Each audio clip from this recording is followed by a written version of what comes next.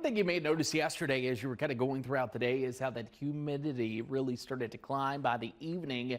Felt a little bit more steamy than yesterday morning, and same story this morning. You're stepping out the door, 60s and 70s. Let's take a look at it. Notice where the trouble spots lie. North Myrtle Beach, Conway, Murrells Inlet, that dense fog for you.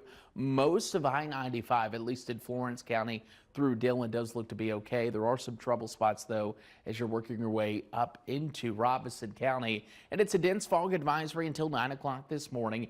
That fog will lift out of here. We'll hold on to a few fair weather clouds, and then eventually I think temperatures warm up, and they warm up quickly into the mid-80s for the beaches. That humidity going to really start to crank up, and eventually temperatures in the upper 80s give way to the lower 90s as you work your way to Anner, Florence, Hartsville, Lumberton. The entire PD going to be making a run at the low 90s, not to mention feeling like a late summer day with also, feeling temperatures in the mid to upper 90s. This is all ahead of that next big weather maker. The approaching cold front will eventually interact with this humidity that we'll have around for the end of the week. And what that's going to do is bring our best chance of rain Friday and Saturday. And with the forecast, it's been extremely dry for September. Yeah, we could use all the rain. Ongoing drought conditions. Tomorrow, don't get your hopes up if you're hoping for rain.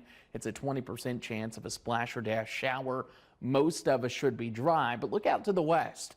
There's the cold front. It's going to start to work its way in here. Doesn't mean it will be widespread rain like this model suggests.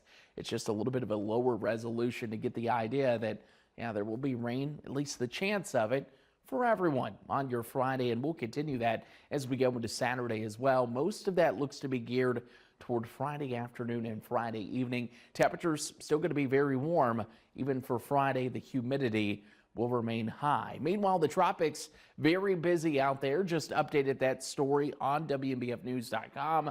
Also have a video up for you this morning on the First Alert weather app. Gabrielle, once again, 120 miles per hour. Cat 3, there's the two chances we're watching. The first one at 90% chance of development, going to work its way to eventually turn out to sea. It's the second one that doesn't really look that organized this morning, but it will. Going to work its way into the Bahamas and what we like to call our backyard. I want to watch this closely as we go into the weekend. There's no model in particular that says, hey, we know exactly where this is going. So if you hear anyone that says that, yeah, they're full of it. But I do believe as we go into that forecast, what you need to know is don't cancel your plans for the weekend or even early next week.